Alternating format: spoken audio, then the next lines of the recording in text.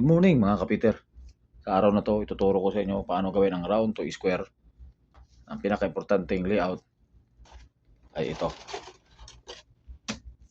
At saka ito. 200 mm diameter, 100 mm square ang height o 180. So ito na po yung kabuuan mga kapiter. Itong layout na to mga kapiter, ito yung pinaka guide para makuha natin yung tamang layout. Yung gitna, ito yung square. Equal po yan mga kapiter, kaya kukunin natin na side isa lang. Itong side lang na to.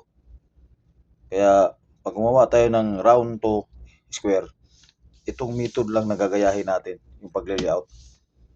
Itong method at saka itong isa, yung tinatawag na triangulation. Yung triangulation mga kapiter, para makuha natin yung height. Yung mga example ng mga numbering natin. Point to point po yan mga kapiter. At saka papunta dito, ito na yung height. Okay? Ito na yung nabuo natin na round to square.